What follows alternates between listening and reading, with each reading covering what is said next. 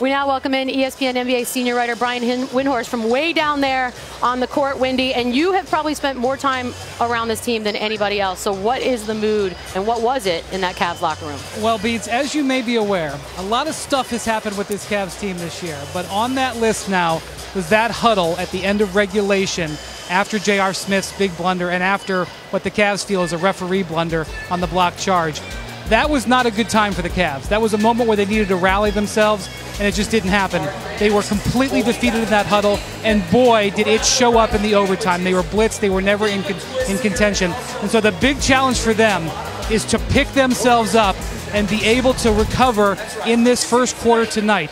Klay Thompson is hobbled. Andre Iguodala is out. The Warriors may be as vulnerable as they've been in a while, but if they get blitzed, the Cavs get blitzed coming out of the gates tonight because they're still thinking about the fourth quarter on Sunday, they're going to have difficulties, or on the other night on Thursday. So that's something that they've got to focus on. LeBron James averages 14 points a game in the first quarter coming off losses in this postseason.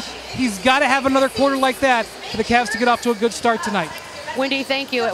Always depending on LeBron, that is the theme. And, you know, it's easy to pile on JR, but a lot, like he just mentioned, a lot went wrong in the final minutes of regulation. So how does this team come back from that?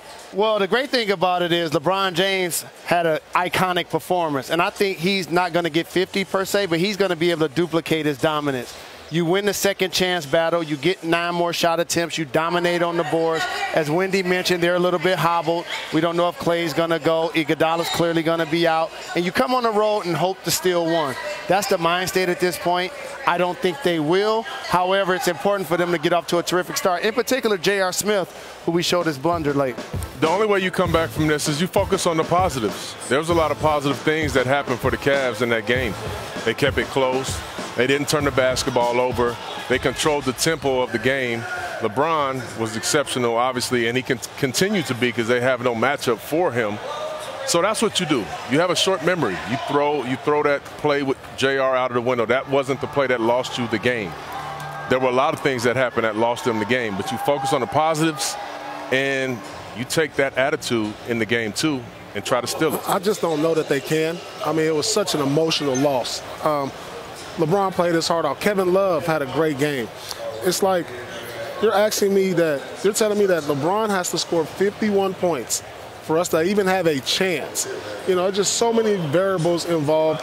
But when you're talking about an emotional loss, Chauncey, Jalen, you guys know when you lose and not in this type of way, you're already down. So it's hard for me to see this type of group rebounding from that. This group does not take me as a mentally strong group. You know what they didn't do, Paul and guys, is they didn't shoot the three very well. And we know that the Cavs are a different ball team when they knock down three-point shots. They didn't shoot it great in game one.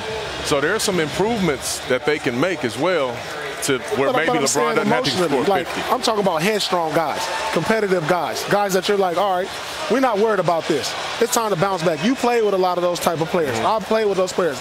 The Cavs team doesn't strike me as those type of guys when we look around at Korver and Love and J.R. Smith. Like, we're going to put this stuff behind us. That's fair. Stuff like that may linger on with this team. But here's what he does have, guys that have championship experience. Like, you hope to get a better effort out of Tristan Thompson, out of J.R. Smith, as you mentioned. We talking about J.R.'s last play, but George Hill missed the free throw. Exactly. He also won a championship. I just think they're mentally fragile. Right. But one as thing, a group, not LeBron, but the rest of his group. One thing, Bees, they can build on, a lot more minutes featuring Jeff Green along with Kevin Love with LeBron up front. I think that lineup was really positive for the Cleveland Cavaliers in game one.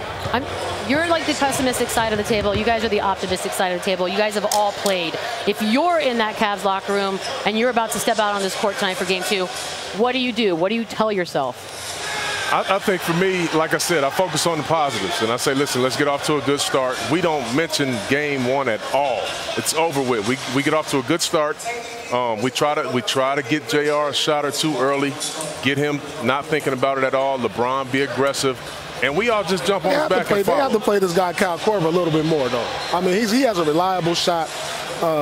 You know, he's a little more consistent than some of these other shooters they got on that team. He has to play a little bit more. But in the locker room, like you say, it has to come from LeBron and T. Lue. He has to get these guys ready mentally and have them focused, ready to go. Well, they may not want to talk about game one anymore, but we do. And this is how big a mistake that's just wrong. JR made. That's our job. It stole from the headlines of a 51-point, 8-board, 8-assist game by LeBron James. That made him only the 6th player in NBA history to drop 50 in a finals game. And worth noting, no player has ever had back-to-back 50-point games in the finals. Chauncey, can he even play better than he did in game one? I'll be honest with you, Beads. It's up to him. They don't have a guy that can stop him or 2 guys that can stop him. Depends on how aggressive he wants to be. Now, if you come out, Kevin Love is knocking down a couple of shots. JR is. Obviously, that means he doesn't have to score as much tonight. But he can be as aggressive as he wants to be because they don't have a matchup for him. KD had a tough time trying to even stay in front of him the other night. Problems. So it all depends on him, but it's the reason why he's never had 50 points in a finals game. He's never done it before. Right. But he's playing on an all-time level right now. I mean, he can play this way, but it's not going to matter. You know, he needs help. He needs guys like George Hill to knock down some shots. You know, LeBron is going to get you there. He got some help yesterday, He's going to get you there. But I'm saying, you got a guy carrying so much of a load, and you're like, look, I just need you to make 2 free throws, please. Please. And we win the game. He can get you to the water, but he can't make you drink. Look at that. And he also had 8 analogy. assists, 8 rebounds, and made 10 free throws. To Paul's point, you have to get other guys to participate. Kyle Korver make threes, J.R. Smith make threes. And their backcourt just has to not only be more consistent offensively, but lock in defensively. If Clay's going to be hobbled, then you got to limit his productivity. Also, Steph Curry got off to a terrific start in the first half. They got to slow him down. And lastly, LeBron James, the first player to score 50 points in a finals game, and they lose. Oof. Which means, as Paul mentioned, you put so much into it and still come up short. That's tough. I mean, it's tough. LeBron can bounce back from that. But I'm saying, I don't know if the other guys can. So Klay Thompson is going to be hobbled, as they keep saying. He suffered the left ankle sprain in game one. It worsened, actually, between games, putting his game 2 status in question. It's official. He will play his 100th playoff game tonight. And you know what he's doing right now? He's pretending not to limp, guys. He's practicing. He's being strong. He knows the cameras are watching. The only thing that matters Shake to it him is that wrist is healthy. Only thing's going to matter if he go in the locker room and get his shot up. Then he'd be walking a lot better.